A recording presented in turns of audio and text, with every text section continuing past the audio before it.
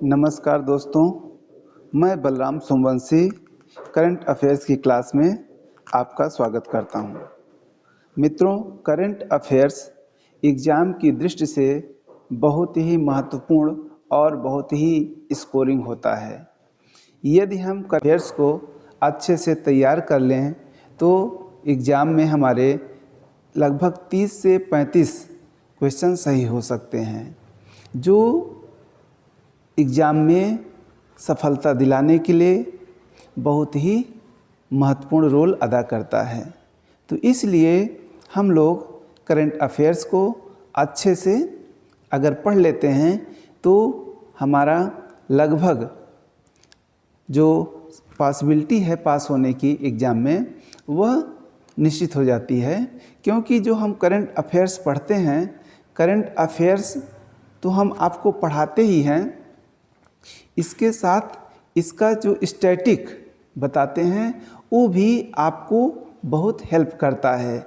यह आपके जो सब्जेक्ट होते हैं उनसे रिलेटेड होते हैं, तो इससे करंट के साथ साथ आपका जो स्टैटिक है, सब्जेक्ट है, वह भी तैयार हो जाता है। तो इससे हमारी दोनों तैयारी चलती रहती है। तो इसलिए दोस्तों, हमें करंट अफेयर्स पर बहुत अच्छे से पकड़ बनानी चाहिए। अगर हमको कोई भी एग्ज़ाम क्वालिफाई करना है तो करंट अफेयर्स पे अच्छी पकड़ होनी चाहिए। तो आप लोग करंट अफेयर्स को बहुत अच्छे से तैयार करें, ये आपको सफलता दिलाने में बहुत बड़ा योगदान देगा। तो हम लोग जो करंट अफेयर्स पढ़ रहे हैं, आपको बता दें कि क्वेश्चन का एकदम आंसर तो हम बताते ही हैं और उससे रिलेटेड एकदम उसके जो स्टैटिक पॉइंट होते हैं उन पे भी हम बहुत डिटेल में चर्चा करते हैं। तो जो क्वेश्चन समाचार में आया है, अगर हम उसका आंसर प्लस उसके स्टैटिक को अच्छे से तैयार कर लें तो हमारा जो एग्ज़ाम है बहुत आसानी से क्लियर हो जाएगा। और जो यह हम आपको करंट अफेयर्स बताते हैं, यह आपके जो स्टेट लेवल के एग्ज़ाम होते हैं, एसएससी है, बैंक है, और जितने भी एग्ज़ाम हैं सभी में बहुत ही उपयोगी है। यहाँ के अलावा कहीं से क्वेश्चन आपको देखने को नहीं मिलेगा अगर आप इसको अच्छे से तैयार कर लेते हैं तो चलिए हम लोग इस पर आज डिस्कशन करते हैं, देखते हैं कि कौन कौन से महत्वपूर्ण प्रश्न हैं। तो चलिए हम लोग शुरू करते हैं। हमारा पहला प्रश्न है, इसरो ने अपना तीसरा लॉन्च पैड कहाँ स्थापित किया? तो इसरो ने अपना तीसरा लॉन्च पैड श्रीहरिकोटा में स्थापित किया। तो अब यहाँ पे देखिए, एक हमारा टर्म आया है इसरो। इसरो बहुत ही महत्वपूर्ण है, तो हम यहाँ पर इसरो के सारे स्टैटिक को क्लियर कर लेते हैं। तो भविष्य में अगर इसरो से संबंधित कोई भी प्रश्न आएगा तो आपका कभी भी गलत नहीं होगा। तो चलिए हम लोग इसरो के बारे में देख लेते हैं। इसकी स्थापना कब हुई थी? 15 अगस्त 1969 को। इसका मुख्यालय कहाँ है? बंगलुरु में है। और इसके 11वें चेयरमैन जो अभी हाल ही में नियुक्त हुए हैं वो कौन हैं? वी नारायणन। वी नारायणन इसरो के नए चेयरमैन हैं।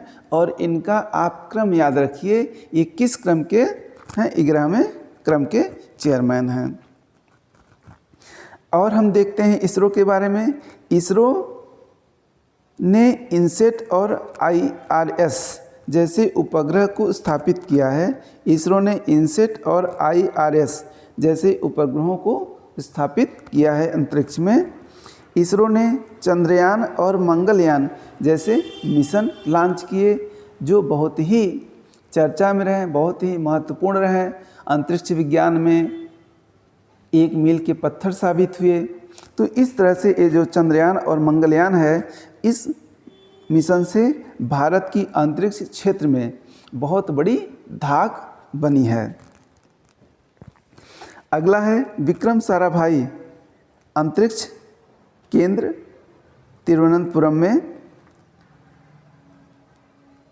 जो विक्रम साराभाई अंतरिक्ष केंद्र है, ये कहाँ पर है? तिरुवनंतपुरम में है।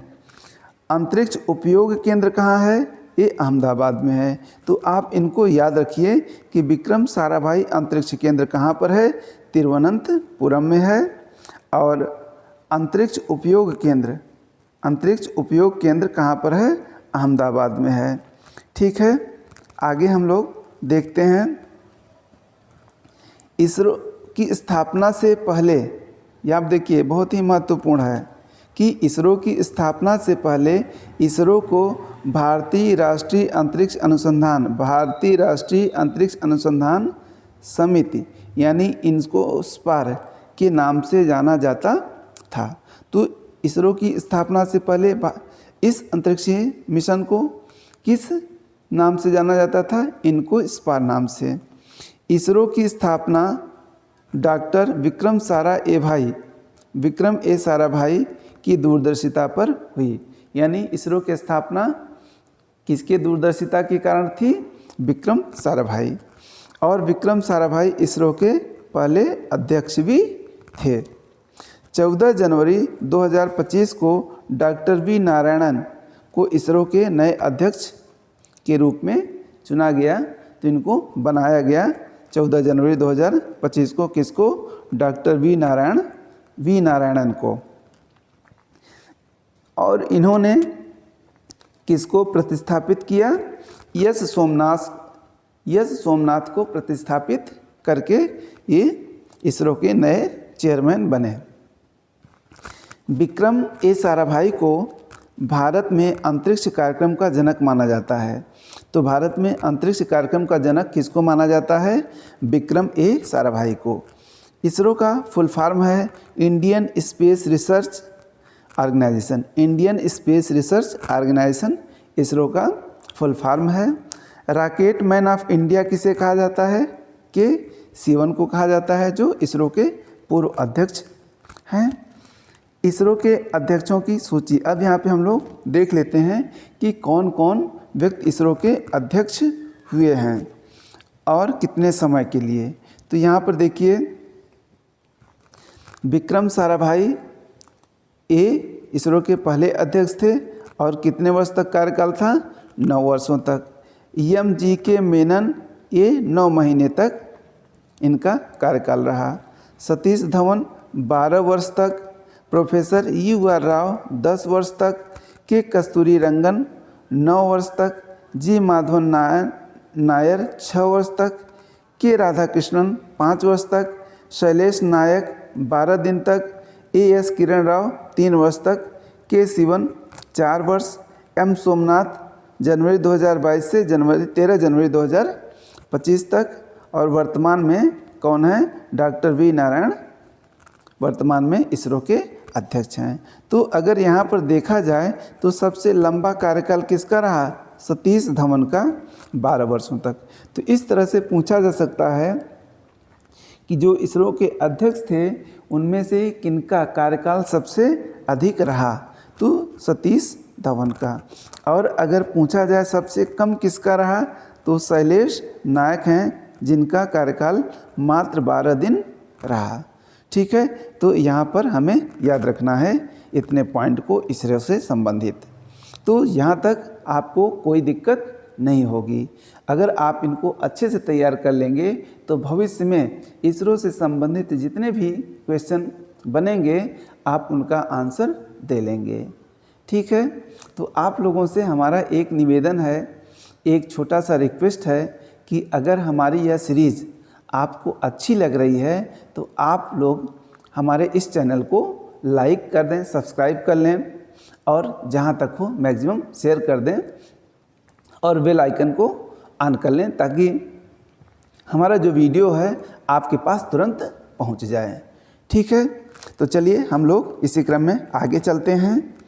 अगला हमारा प्रश्न है, लोकपाल स्थापना दिवस कब मनाया गया? लोकपाल स्थापना दिवस कब मनाया गया? 16 जनवरी को लोकपाल स्थापना दिवस मनाया गया। तो अब यहाँ आप देखिए, लोकपाल बहुत ही महत्वपूर्ण पद है। इसके बारे में हम लोग जान लेते हैं कि लोकपाल के बारे में। लोकपाल एक नियुक्त अधिकारी होता है जो किसी संस्था या सरकार के खिलाफ शिकायत की जांच करता है।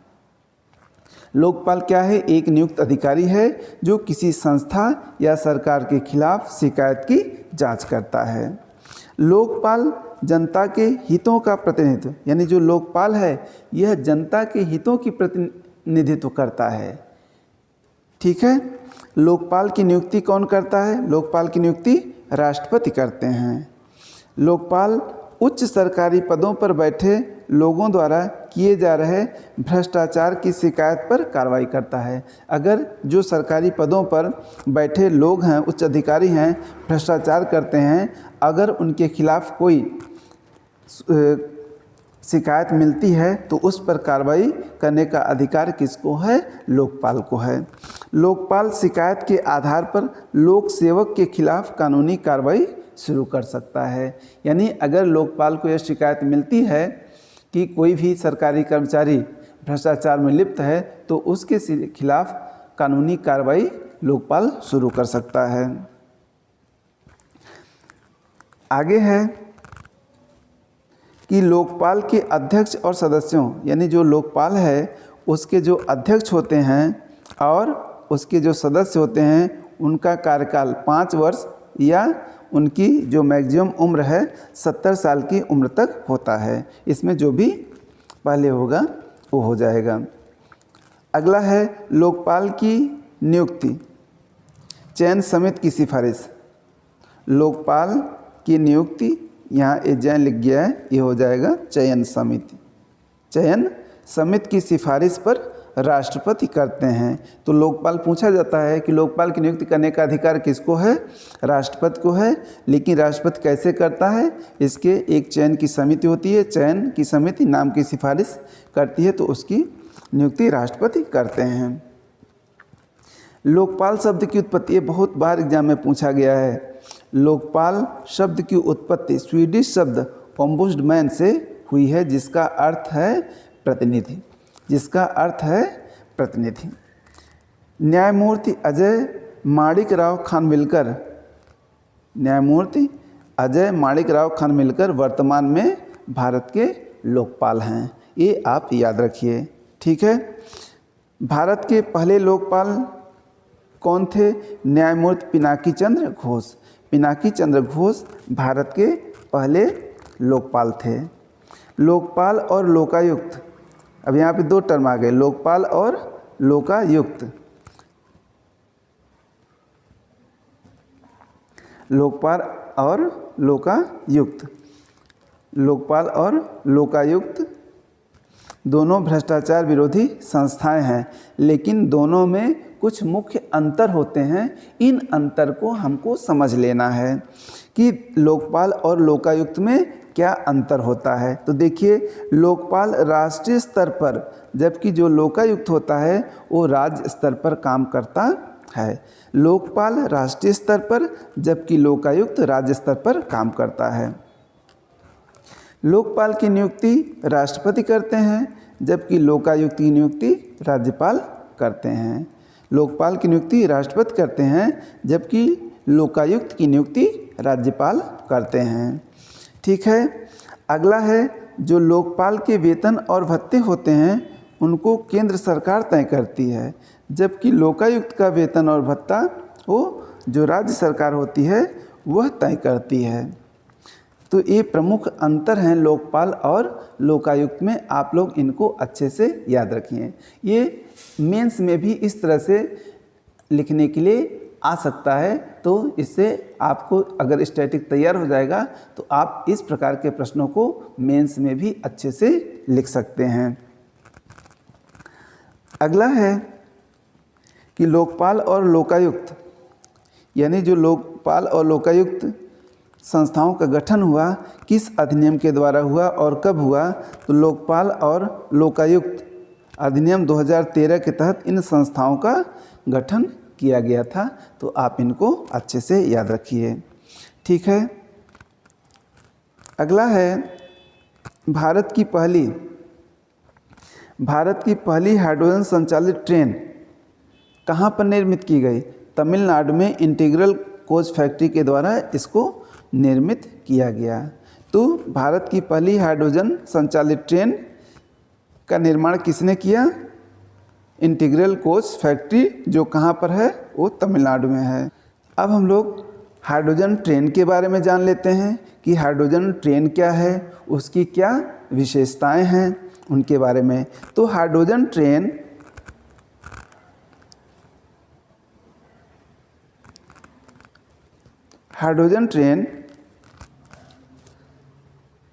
हाइड्रोजन फ्यूल से चलने वाली ट्रेन है। इसमें डीजल इंजन की जगह हाइड्रोजन फ्यूल सेल लगाए जाते हैं। तो जैसे जो हाइड्रोजन ट्रेन है ये हाइड्रोजन फ्यूल से चलती है। जो डीजल ट्रेन होती है उसमें डीजल इंजन होते हैं, यहाँ पर डीजल इंजन की जगह हाइड्रोजन फ्यूल सेल लगाए जाते हैं। हाइड्रोजन ट्रेन में हाइड्रोजन और ऑक्सीजन को मिलाकर बिजली पैदा की जाती है। इस बिजली का इस्तेमाल ट्रेन को चलाने में किया जाता है। तो हाइड्रोजन जो ट्रेन है उसमें हाइड्रोजन और ऑक्सीजन को मिलाकर के बिजली पैदा की जाती है और उसी बिजली से इस ट्रेन को चलाया जाता है। हाइड्रोजन ट्रेन से प्रदूषण बहुत कम होता है, यानी न के बराबर होता है। यानी इस प्रकार से अगर हाइड्रोजन ट्रेन चलेगी तो जो प्रदूषण हो रहा है वह हमारा कम हो जाएगा। अगला है हाइड्रोजन ट्रेन से निकास के रूप में केवल भाप और पानी ही निकलता है, यानी जो इससे उत्सर्जन होता है वो केवल भाप और पानी ही है। भारत सरकार 2022 में ग्रीन हाइड्रोजन पॉलिसी लागू करने का ऐलान किया था। इस पॉलिसी का मकसद भारत में कार्बन उत्सर्जन को कम करना है। तो भारत सरकार ने कब ग्रीन हाइड्रोजन पॉलिसी लागू की, ये आप याद रखिए, ये बहुत ही इम्पोर्टेंट प्रश्न है कि भारत सरकार ने 2022 में ग्रीन हाइड्रोजन पॉलिसी को लॉन्च किया। इसका मुख्य उद्देश्य क्या है कि कार्बन उत्सर्जन को कम करना। जर्मनी पहला देश था जिसने सितंबर 2022 में हाइड्रोजन से चलने वाली ट्रेन की शुरुआत की। तो ये याद रखिए कि विश्व में सबसे पहले हाइड्रोजन ट्रेन किस देश ने चलाया, किसने विकसित किया, वो है जर्मनी। अगला है प्रधानमंत्री मोदी ने ग्रीन हाइड्रोजन हब की आधारशिला प्रधानमंत्री मोदी ने ग्रीन हाइड्रोजन हब की आधारशिला कहाँ रखी? तो इन्होंने आंध्र प्रदेश के विशाखापट्टनम में ग्रीन हाइड्रोजन हब की स्थापना रखी। अब ग्रीन हाइड्रोजन हब क्या होता है, इसके बारे में हम लोग थोड़ा सा जान लेते हैं कि ग्रीन हाइड्रोजन हब क्या है।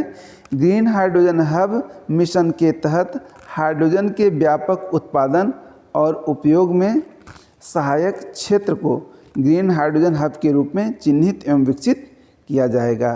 तो जो ग्रीन हाइड्रोजन हब मिशन है इसके तहत हाइड्रोजन के व्यापक उत्पादन की हाइड्रोजन का ज़्यादा से ज़्यादा उत्पादन हो, उसका ज़्यादा से ज़्यादा उपयोग में सहायक क्षेत्र को ग्रीन हाइड्रोजन हब के रूप में विकसित किया जाएगा। यह इसका मेन उद्देश्य है।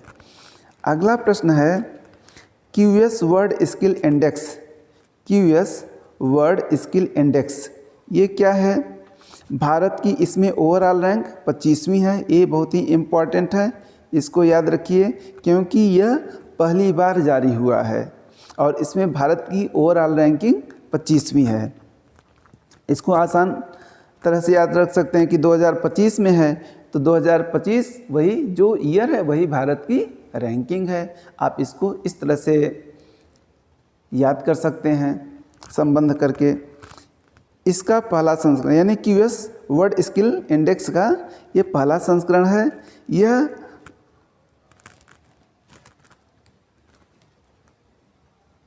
यह क्वाक्वेरली साइमंड्स यानी यही है QS, क्वाक्वेरली साइमंड्स द्वारा विकसित किया गया है। भारत को प्रतियोगी के रूप में वर्गीकृत किया गया है, यानी इस इंडेक्स में भारत को किस रूप में वर्गीकृत किया गया है? प्रतियोगी के रूप में, जो भविष्य की कौशल तत्परता में इसकी निरंतर प्रगति को दर्शाता है। तो यह यहाँ पर याद रखिए भारत को किस रूप में वर्गीकृत किया गया है इस रैंकिंग में, इस इंडेक्स में, प्रतियोगी रैंक में। आगे है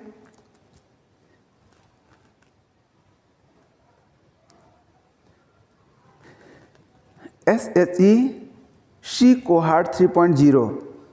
शी कोहार्ट 3.0 किसने लॉन्च किया? यह पंजाब सरकार ने लॉन्च किया। शी का फुल फॉर्म क्या होता है? Startups hand holding empowerment. Startups hand holding empowerment, यह SHE का फुल फॉर्म है।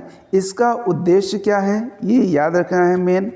इसका उद्देश्य महिला स्टार्टअप और छात्रों को तकनीक आधारित उद्यम बनाने में सशक्त बनाना इस शी कोहार्ट 3.0 का मुख्य उद्देश्य है।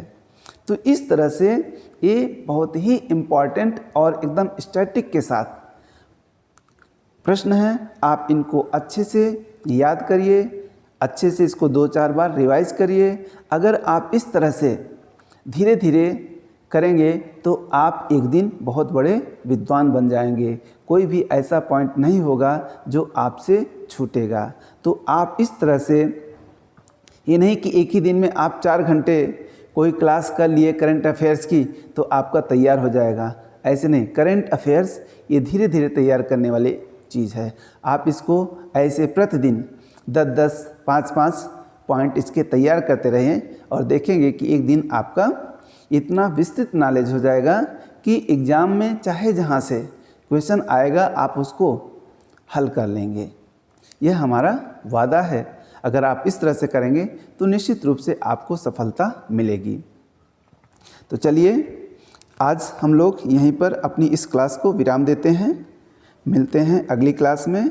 उससे पहले हमारा आपसे एक छोटा सा रिक्वेस्ट रहता है कि आप लोग हमारे इस चैनल को लाइक कर दें, सब्सक्राइब कर लें और ज़्यादा से ज़्यादा शेयर कर दें। ठीक है, तो चलिए मिलते हैं अगली क्लास में। नमस्कार।